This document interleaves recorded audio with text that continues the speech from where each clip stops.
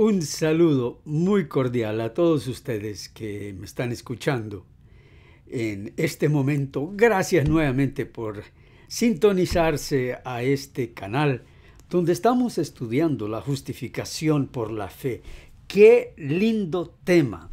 Algunos me mandan a estudiar con grandes personajes que también hablan de la justificación por la fe, pero yo le he dedicado también años de estudio a este tema y no puedo decir que he sido yo, sino que el Espíritu Santo ha estado ahí de la oreja, como también hay muchos otros que también lo hacen y lo hacen muy bien, hasta mejor que yo, admito, como algunos me dicen. Pero esta es la tarea que el Señor me ha dado, y aunque hay muchos estorbos y problemas y obstáculos, yo no puedo claudicar a este llamamiento que el Señor me ha dado. Bueno, hoy vamos a hacer algo diferente. Algunos me han dicho, es que hay demasiado Lutero. Bueno, por hoy vamos a tomar un receso de las conferencias de Lutero y vamos a ver el tema de la justificación a la luz solamente de las Escrituras. No vamos a leer ni una frase ni un párrafo de Lutero. Y la manera como lo voy a hacer es la siguiente. Cada viernes de mañana yo tengo el privilegio a las 6 de la mañana de reunirme con un grupo de oración. Este grupo de oración está en el norte de Colombia, en el departamento del Atlántico. Casi todos están allí, algunos se conectan desde Estados Unidos y creo que de otras partes de Colombia también. Pero es un grupo muy lindo, es un grupo de oración que se formó durante el COVID. Y ellos me dan el privilegio de dirigir una reflexión cada viernes de mañana. Y digo entre paréntesis que si hay alguno que quisiera unirse a este grupo, bien me lo puede dejar saber en un comentario de YouTube y yo hablo con la administradora del grupo. Porque es un grupo más bien como familiar. Ahí hay familia mía y hay familia de otros. Es un grupo muy bonito. Pero esta reflexión fue la de esta mañana. Bueno, cuando ustedes lo van a escuchar va a ser, creo que sábado de mañana, pero fue la del viernes de mañana. Y lo vamos a hacer sin Lutero, solamente a la luz de las Escrituras. El formato va a ser un poco diferente cuando termine acá, porque vamos a pasar al formato del programa que estuvimos haciendo, pero ustedes van a poder escuchar igualmente y comentar y pongan el like en el video, que siempre lo aprecio mucho, y suscríbanse si no se han suscrito, y muchas gracias por su constancia. Oren mucho por mí, porque sí hay muchos obstáculos para que yo continúe, pero la gracia es del Señor y Él quiere que sigamos adelante. Así que esto se hace es con esfuerzo, con oración, gracias. Así que seguidamente vamos a escuchar la reflexión de dos tipos de fe sin Lutero y a la luz de las Sagradas Escrituras. Y sí, muy bien, ahí vamos. Bueno, últimamente he estado repasando un pasaje en Gálatas y otro pasaje igual en Romanos, que son unas epístolas clave en la enseñanza de la salvación. Y me han aclarado mucho lo que el Señor Jesús dijo en cierta ocasión, cuando, voy a ver si puedo también presentar aquí con ustedes, presentar la palabra para que ustedes me puedan acompañar. En cierta ocasión, el Señor con los discípulos dice que volviendo a la ciudad tuvo hambre.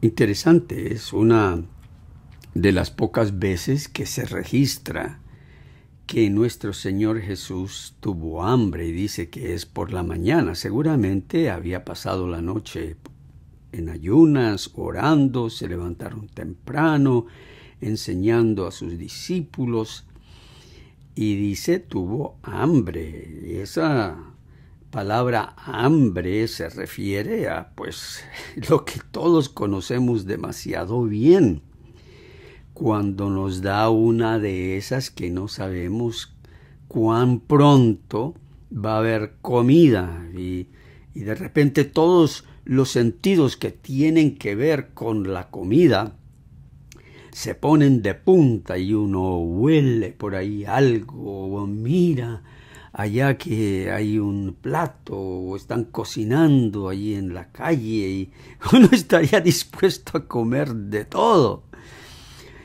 Pareciera que esta es la situación con nuestro Señor Jesús. Y viendo una higuera cerca del camino, vino a ella.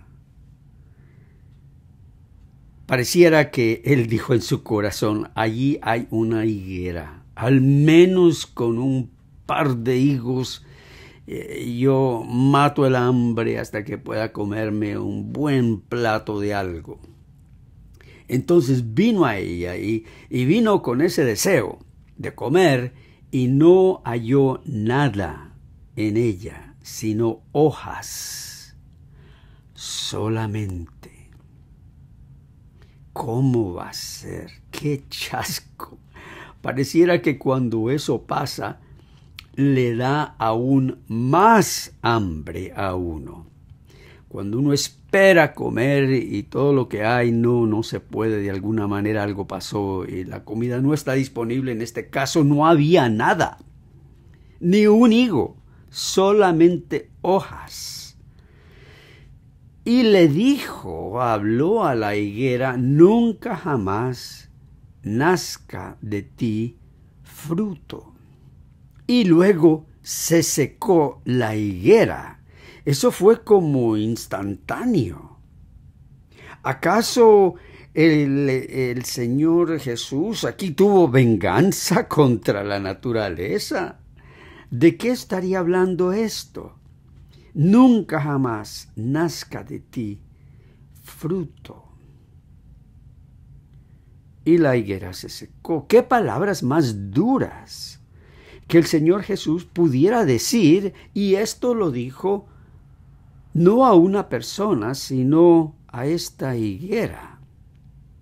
Pero uno se pone a pensar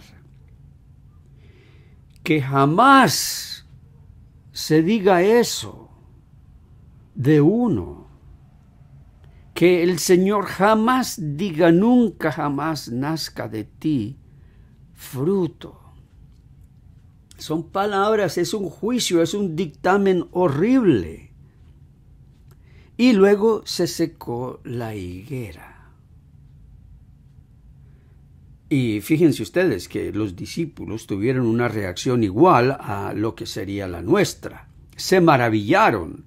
Esa palabra allí, maravillaron, no es solamente que quedaron asombrados, sino espantados, atónitos. ¿Cómo es que se secó enseguida la higuera? Bueno, vamos a ver, porque el hecho de que Jesús tuvo hambre tenía un propósito ya preparado, ya de antemano. Así era el Señor Jesús. Todo lo que sucedía dentro de él lo usaba para mostrarnos su carácter, su persona, su fe salvadora. Jesús, respondiendo a la pregunta ¿cómo es que se secó enseguida la higuera?, les dijo: de cierto os digo. Y es una frase interesante que existe en el griego, que es sencillamente amén, amén, es como 2 veces amén. Como no pudiera haber nada más seguro que lo que les voy a decir. Que si tuvieres fe y no dudareis, no solo haréis esto de la higuera, sino que si a este monte dijereis: quítate y échate en el mar, será hecho. Y todo lo que pidiereis en oración, creyendo, lo recibiréis. De tal modo que es allí donde iba el Señor Jesús, no a maldecir la higuera porque no había fruto, sino a enseñarnos el poder de la fe salvadora. Todo lo que pidiereis en oración, creyendo, lo recibiréis. Este versículo ha sido mal entendido por mucha gente, muchos creyentes a lo largo de la historia. Y hay hasta religiones que se han basado, iglesias que se han fundado sobre este texto. Que si uno le pide al Señor una casa, le dará una casa, un carro, un carro. Y así cosas, ¿no? Dame porque creo que tú lo puedes hacer y entonces lo vas a recibir. Pero el Señor Jesús no estaba hablando de esto. Él estaba hablando de higueras humanas. Higueras que no llevan fruto. Higueras que merecen recibir la maldición de Dios. Y estas palabras son fuertes. Ahora, ¿qué puede hacer uno si uno se mira a sí mismo y todo lo que ve es una higuera seca, sin frutos? Y cuando uno ve que están haciendo un pequeño fruto, el fruto se le cae.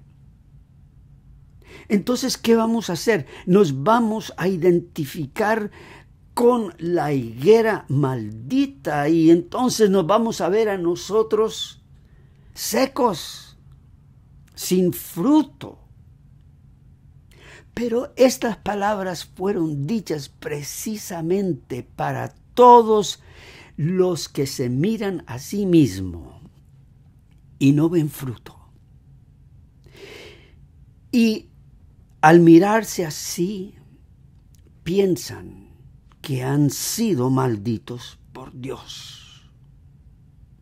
Es que a mí las cosas no me salen bien, nada me sale bien, todo me sale mal. Por más que yo me esfuerzo, por más que yo oro, por más misas a las que voy, siempre me salen las cosas mal. El Señor Jesús estaba refiriendo a cierto tipo de fe. Es la fe salvadora. Porque hay 2 clases de fe. Una fe con la cual nosotros nacemos. Es la fe de la carne.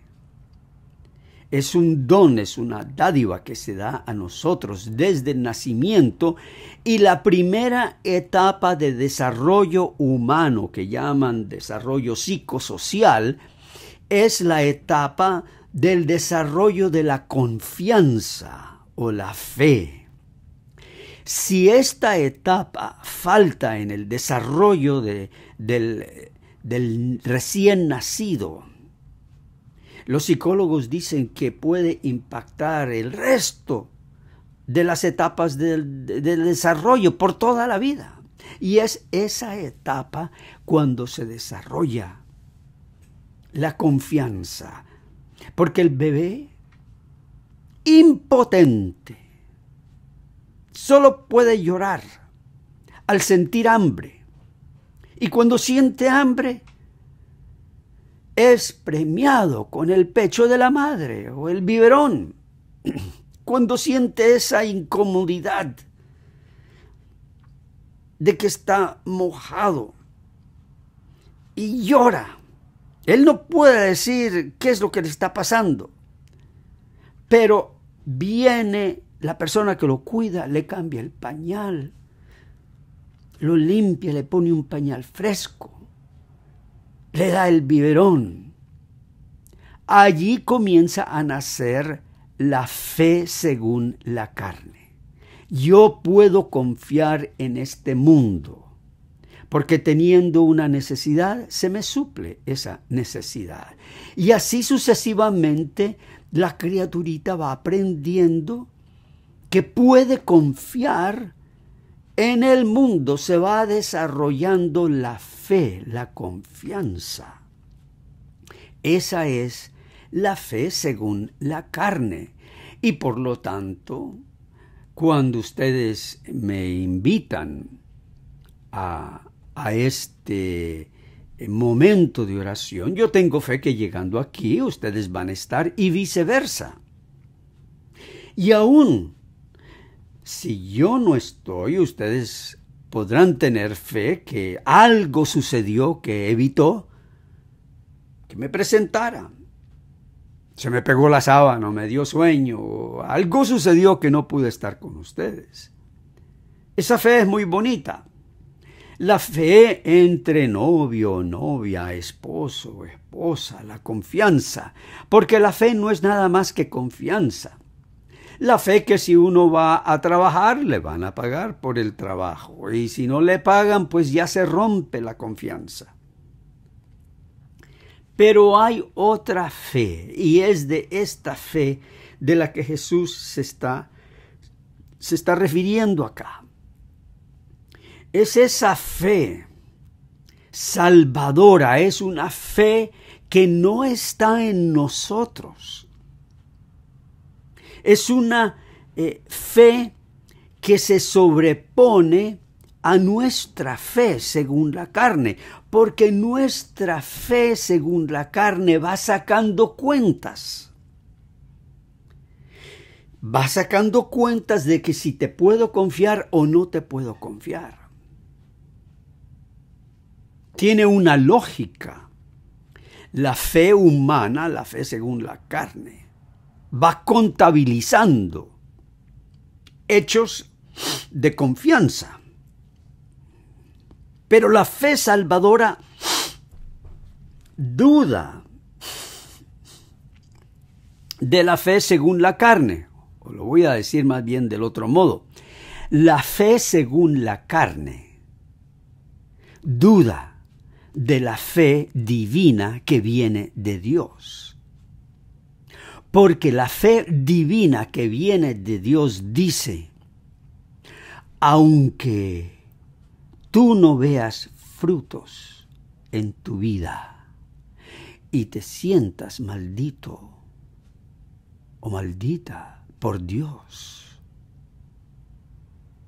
la fe salvadora te llena abundantemente de frutos ante Dios. Y esos no son tus frutos, esos son los frutos de Jesucristo, tu Señor, tu Salvador, porque la ley maldice nuestros frutos como insuficientes. No valen ante Dios. ¿Por qué rechazó Dios la ofrenda de Caín? Él trajo los primeros frutos de la tierra. Verduras, frutas bellísimas. Y Dios no miró bien esa ofrenda. Dios miró mejor y la miró bien y la aceptó la ofrenda de Abel, que trajo el corderito para el sacrificio. Ese es el fruto que Dios dio para nuestra salvación. De tal modo que la fe que pone su confianza en frutos, como para ser salvos ante Dios, va a dudar que solo la fe es capaz de hacerlo a uno acepto ante Dios. La fe humana siempre quiere ver lógica, siempre quiere ver fruto, y cuando no ve fruto se autocondena a sí misma. No así con la fe salvadora.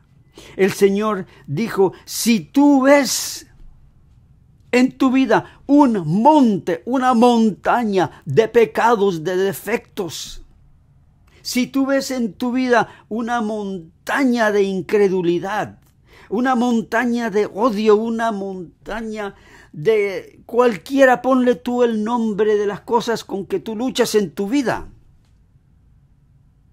la fe salvadora tomará esa montaña y la tirará al fondo de la mar, donde Dios no se recordará de ella.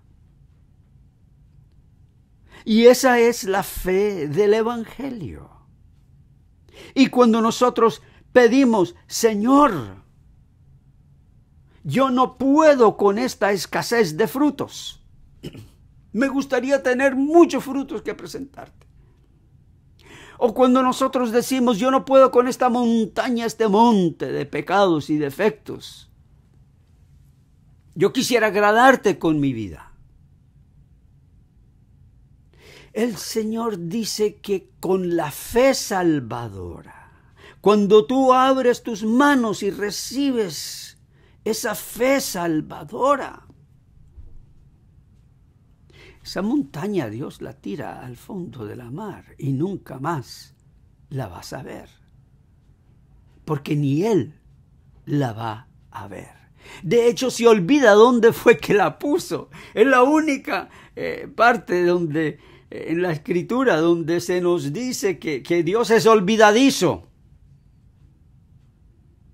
Se olvida hasta de dónde ha puesto nuestros pecados. Pues sí, nosotros sabemos dónde los puso en el cuerpo de Cristo, y cuando Cristo resucitó, todos esos pecados quedaron ahí en la tumba, o no sé qué pasó con ellos, pero Dios no los contabiliza, y es entonces que nosotros vamos aquí a Gálatas y Romanos. ¿Qué diremos en el caso de nuestro antepasado Abraham? En realidad, si Abraham hubiera sido justificado por las obras, es decir, por sus frutos, y esta palabra justificado suena así como rara, ¿no? Pero es ser declarado justo, así se entiende mejor. Si Abraham hubiera sido declarado justo por las obras, por sus frutos, habría tenido de qué jactarse, pero no delante de Dios. Y es interesante que los frutos sí son buenos, las obras sí son buenas. Nos dan una buena reputación ante los hombres. Nos hacen sentir bien que nosotros las hagamos. Nos dan cierto sentido de valor, y es si lo hacemos con una motivación clara de que estamos ayudando al prójimo, magnífico. Le podemos dar gracias a Dios por habernos dado esos dones, esos talentos, de tener ese fruto. Pero eso es para jactarnos delante de los hombres o jactarnos delante de nosotros mismos. Pero no delante de Dios. Delante de Dios no tenemos nada en nuestro fruto o en nuestras obras de que jactarnos. Pues, ¿qué dice la Escritura? Creyó Abraham a Dios, y esto se le tomó en cuenta como justicia, como rectitud. Se le tomó en cuenta como amor. Se le tomó en cuenta como un carácter perfecto. Porque creyó. Y esta es la fe. En el griego esta palabra es pistión o pistios, que significa poner su confianza en. Confió Abraham a Dios.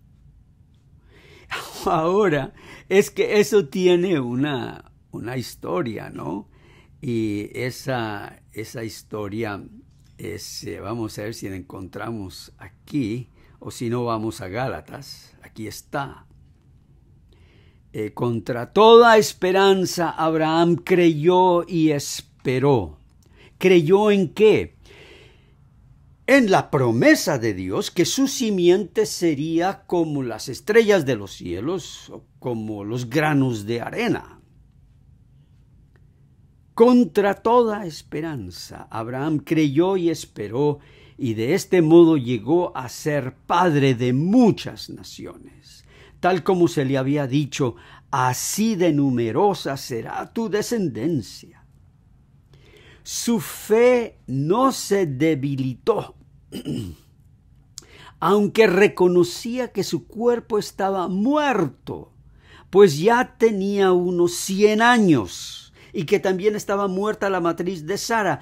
Esta frase, su cuerpo estaba como muerto, es lo que aún en español llamamos es un eufemismo, es decir, se usa una frase para decir otra cosa similar, pero decirla de una manera más bonita.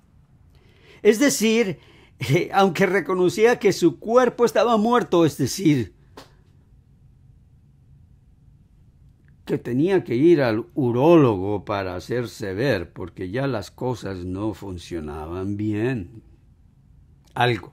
Y Abraham veía su cuerpo, que ya había dejado de funcionar todo ese sistema hace años. ¿Y cómo es posible que ahora Dios me dice que yo voy a poder? Obviamente ya para estas alturas Abraham sufría de impotencia. Y él reconoció, por eso dice aquí que reconocía que su cuerpo estaba como muerto. Y que Sara también en su matriz estaba muerta. Y toda mujer sabe cuando llega el momento en que ya no puede tener hijos. Ya llega la menopausia y pasan los años y ya toda esa función se cerró. Así estaba Abraham y así estaba Sara.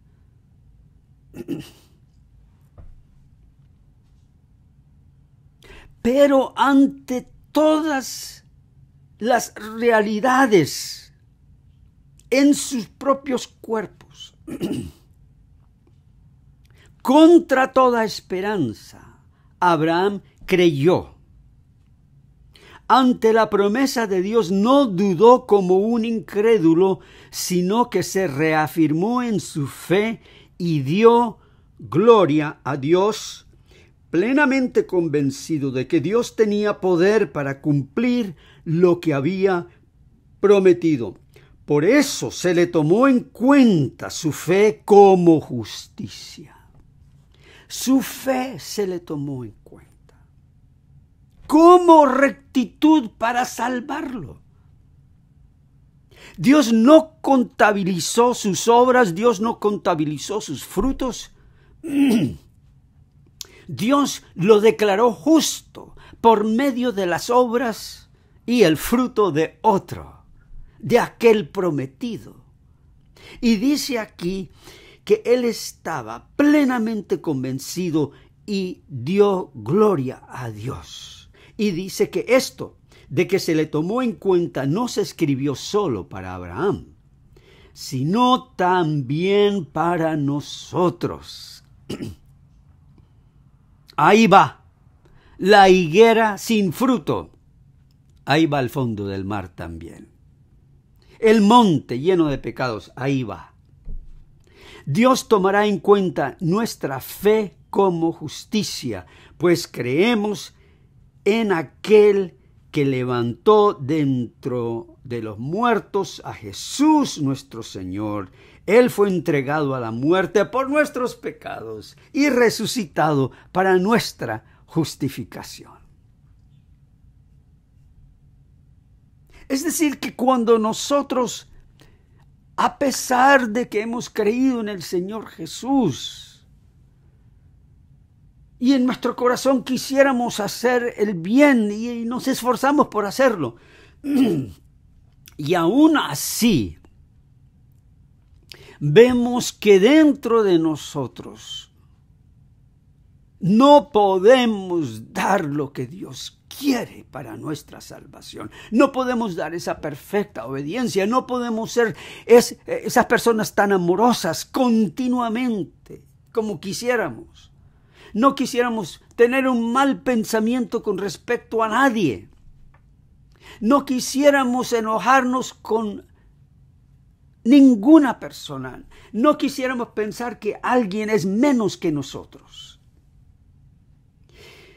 Y cuando nos vemos llenos de todo eso, que nuestro ser nos dice algo diferente a lo que Dios quiere, Dios entonces nos extiende la fe, nos da la fe salvadora, esa fe divina, esa fe pura, esa fe que viene del cielo y dice: suelta lo que tienes en las manos para llenarte las manos con mi fe.